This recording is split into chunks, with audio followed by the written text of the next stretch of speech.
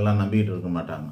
ஆனால் அதை கண்டுபிடிச்சிருவாங்க. இது ஒதுங்க போகுது, இது நிற்க போகுது, இது இப்படி திரும்ப போகுது, அப்படி திரும்ப வந்து வண்டியோட அது மூவ்மெண்ட்டை வச்சே கண்டுபிடிச்சிருவாங்க. அதுபோல்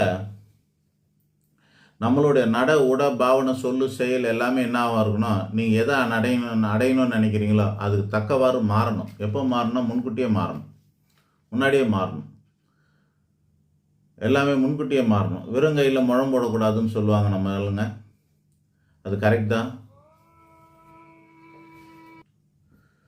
அதுக்காக நம்ம முன்கூட்டியே அந்த சுபாவம் வரணும் போது ரொம்ப பீத்தெல்லாம் பண்ணக்கூடாது, ஓவராக அழட்டிக்கக்கூடாது.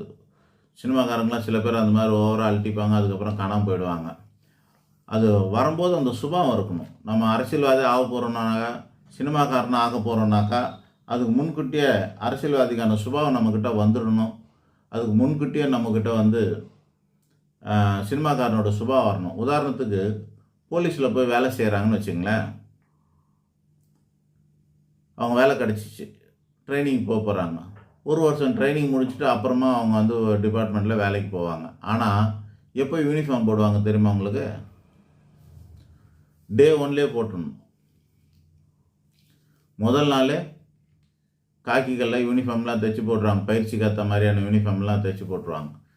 அதுபோல் ஒரு மெடிக்கல் சீட்டில் போய் சீட்டு கிடச்சிருச்சு, ஒரு மருத்துவ மாணவராக ஆகிட்டார் அப்படின்னா, அவர் வெள்ளைக்கோட்டு முதல் நாளில் வாங்கிடணும். 6வது வருஷம்தான் நம்ம வந்து வேலைக்கு போகிறோம். ஆனால் முதல் வருஷம் மாணவர்களுக்கு அது போட்டுடணும். அதுதான் முதல்ல சுபாவத்திலேருந்து மாற்றம் வரணுங்க. நம்மக்கிட்டே அந்த மாற்றம் வரணும். அதனால் இதெல்லாம் ரொம்ப முக்கியம். இதில் கவனமாக கவனிக்க வேண்டியது என்னென்னா, அது கொஞ்சம் செலவாகுங்க. நம்ம என்ன அடைய போகிறோமோ அந்த மாதிரியான சுபாவத்தை நம்ம வர வச்சுக்கணுன்னா கொஞ்சம் செலவாகும். எனக்கு தெரிஞ்ச ஒருத்தர்,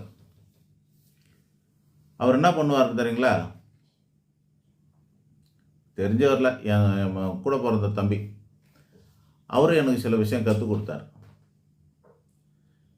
அவர் ஒரு நல்ல பைக் வச்சுருந்தார் பல வருஷத்துக்கு முன்னாடி. அவர் என்ன பண்ணார்? பைக்கை விற்றுட்டார்.